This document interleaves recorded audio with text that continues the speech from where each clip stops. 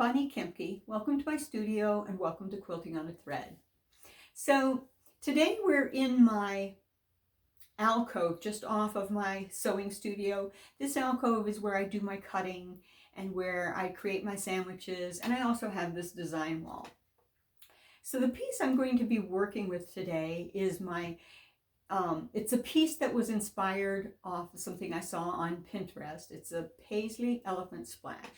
Now, I don't have a lot of paisley in my stash, so I went to the fabric store with my husband and we found some pieces to work with this. And I finished my quilt, but I had added a border onto it. And in adding the border onto it, this lovely linen look cotton that I had planned on being the backing wound up being too small. Rather than go back to the store and find another piece to use for the backing, I decided, well, let's play with the remnants of my quilt and see if I can create a pieced backing. I brought my husband up to get his opinion, and this is a hard no. And that's okay. It's a failed wall. It's a failed design wall, and I'll move on. I found another piece that works very well with the quilt top, and as luck would have it, it's just wide enough and only a little oversized, only a little bit longer than the quilt. So I'm afraid to cut that piece until I get the sandwich created. And as luck would have it, the batting that I had originally planned on using for this piece is just long enough with the new borders, and it has an excess of width, but not enough width that I can turn it sideways and use it that way. So again, that's a piece that I'm afraid to cut. Normally, when I come to my table to begin creating my sandwich, I have my batting perfectly cut, I have my backing perfectly cut, and of course my top is done. So this video, I'm going to show you, warts and all, how I get around working with some wonky pieces to create a good, a solidly pieced together sandwich, pinned together sandwich. But I'm going to have to create the illusion of having those perfect edges by using some straight edges and taking advantage of the right angles of the rulers to create the illusion, while I'm working with it, that I have those pieces cut until the pinning is done, and then I'll trim it up and put the leader cloths on both the top and the bottom so that I can have it prepared to go onto my frame. So without further ado, I'm just going to take my necklace off and we'll go over to the cutting table, warts and all. All right, so here we are, and I have my backing laid out, and this is just where it had been folded. If you can see this crease, this is just where it had been folded, but it's been previously ironed. Now, typically, I will line my backing up on the cross hatches of my cutting pad, but as you can see, this is a really wonky edge, but I didn't want to trim that edge until I get everything sandwiched, because this is just wide enough and I don't have any room for error. So that's where having a nice long ruler with a good square edge comes in. So I come over here to the lowest end and I find my right angle, and I'm going to leave that set here while I place my batting on here, because remember, my batting is just long enough. This is just wide enough and my batting is just long enough, so I have to be very careful about how I lay everything out. So here we come with the batting, and I'm going to spread the batting out. Now, the batting has some excess width to it. And also the batting is cut a little wonky. So what I want to do is come up And I'm gonna, keeping that ruler in place, I'm just gonna set the batting up there and get the batting as evenly placed as possible. But I have to keep in mind that the backing is not going to, not going to be displayed outside of my batting, on behind my batting. So I get the batting in there and I just kind of smooth it out, do a lot of hand pressing. And again, my batting is just long enough, so I've got to bring it up a little bit.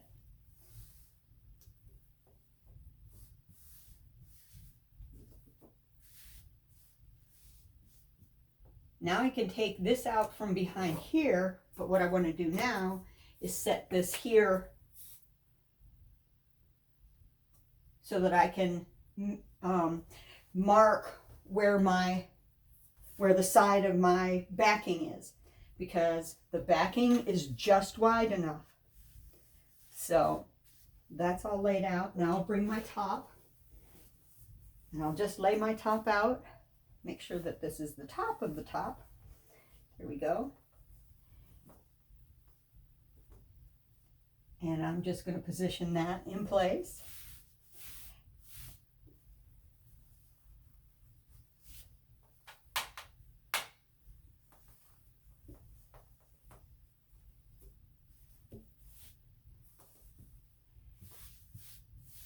And so I have the most imperfect situation that I could possibly have, but by using a few handy tools, I've got that situation well taken care of.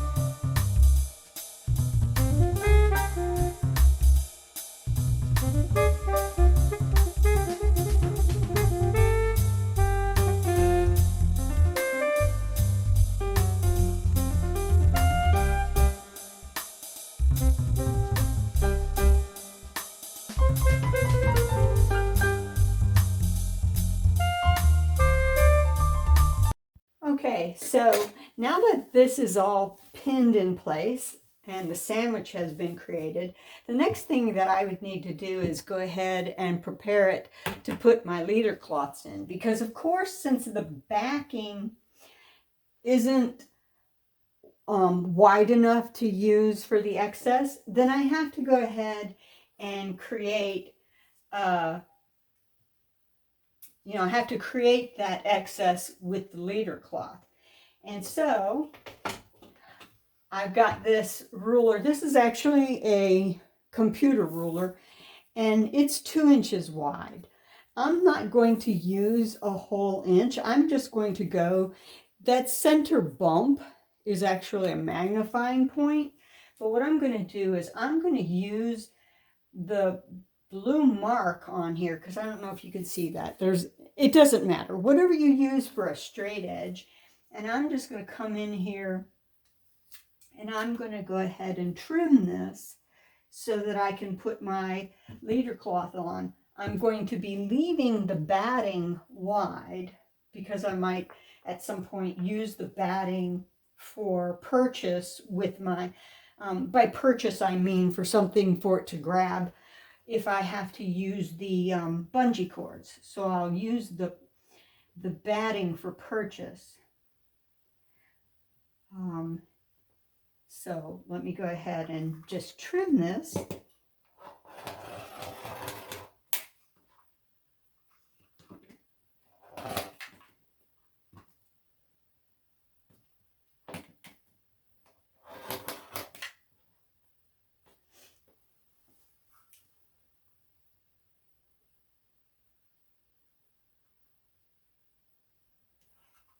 And the reason why I like this ruler for that is because it has this hump that I can use to grab while I'm trimming something narrow like this. But it also has a lot of visual aspects to help me create the length that I want, you know, the depth that I want. And it just lets me make a uniform cut.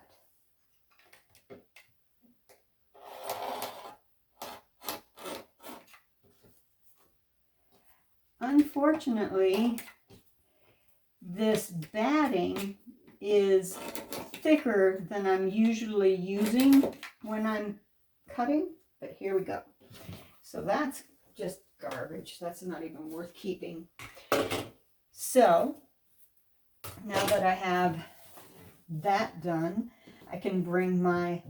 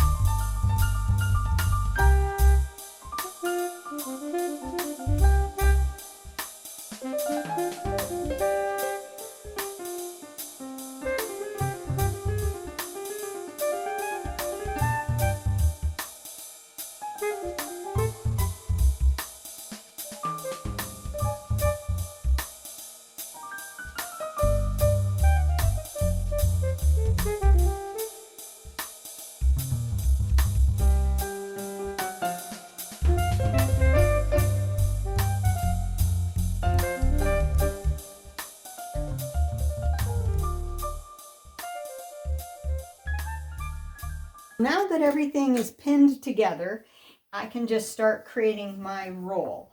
Now I am not going to be putting this on the frame for a while.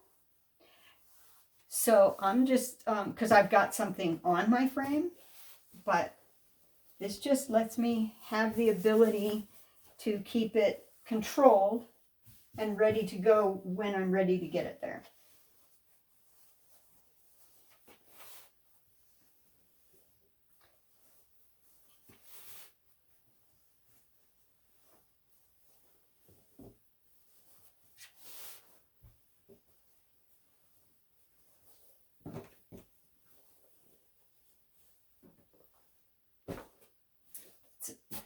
That's just sitting there waiting for me to load her on my frame.